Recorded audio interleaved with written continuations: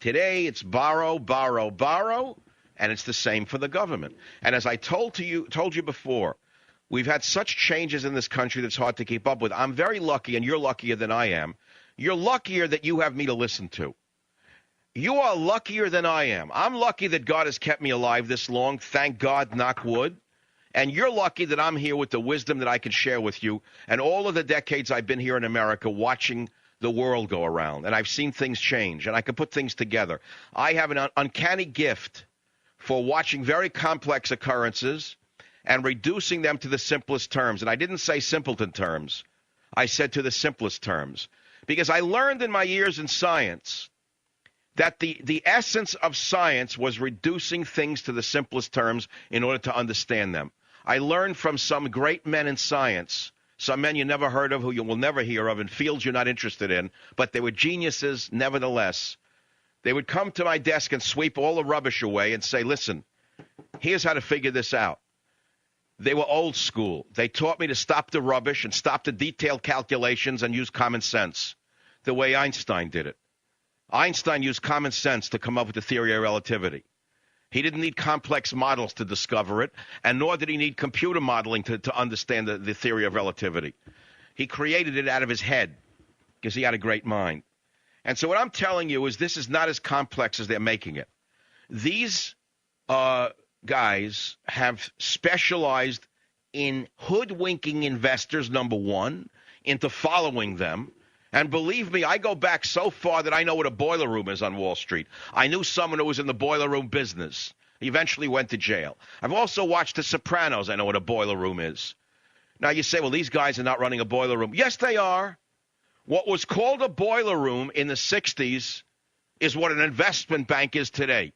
The difference is the guys in the boiler room may not have gone to Yale. They didn't go to Harvard.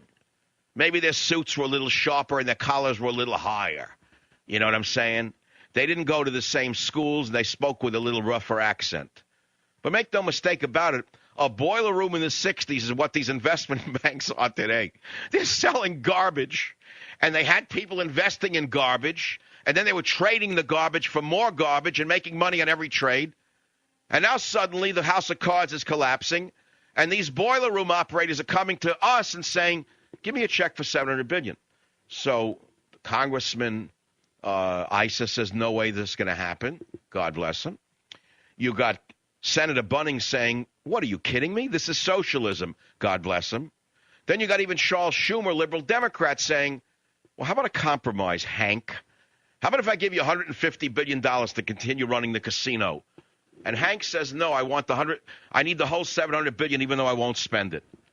This is unbelievable how you people, you see, you've been led to believe it's too complex for you to follow. Use common sense. It isn't that complex. Now, how many times in your life have you started a business that's failed if you have not worked for a government agency? Maybe a couple of times you've tried and failed. I know I have. I've tried things that have not worked. They failed. But the mark of a man is not what he fails at, but what he succeeds at. And whether he keeps trying. He could die a poor man and be the most successful man on earth because he kept trying. Because maybe the next hole that he bore, the wildcatter would have been a gusher, if you know what I'm saying. In other words, he didn't quit. He kept trying. That's all you judge a man by, whether he gives up or not.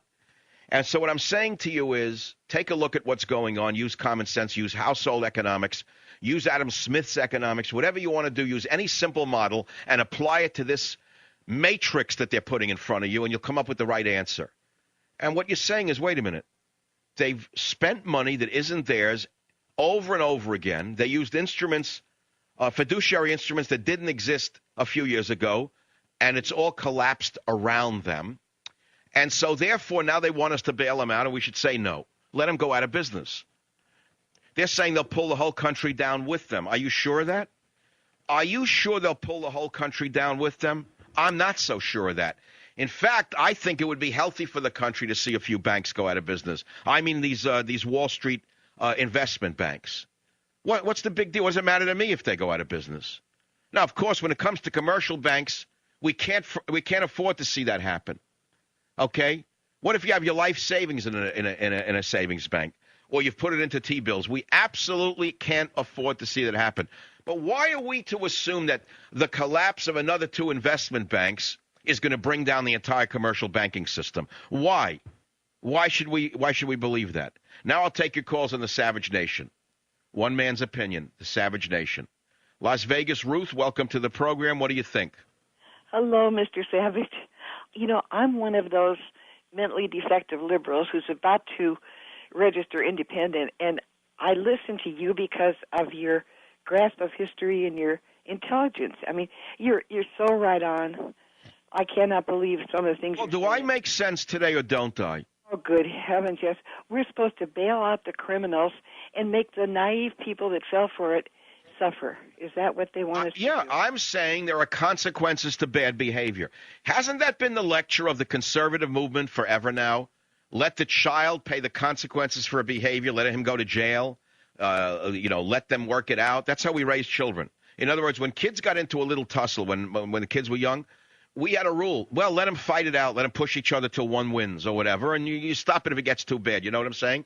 And if a kid got into trouble, you say, well, I'm sorry, you made the mistake, not me. You try to make sure the mistake wasn't too big for your own child. So you're telling me these overgrown yuppies on Wall Street who gambled with other people's money, created fiduciary instruments that were faulty, ran a boiler room under the guise of being a legitimate fiduciary instrument. We're supposed to now say, I'm sorry if you got a business. I feel bad for you. Why shouldn't they pay the consequences for their bad behavior? How stupid do they think we are? How stupid do they think we are? Let me tell you, very stupid. If more Americans know who won American Idol, if more Americans know which moron threw a ball yesterday than which moron is trying to suck out their life savings, then believe me, we're stupider than you may imagine.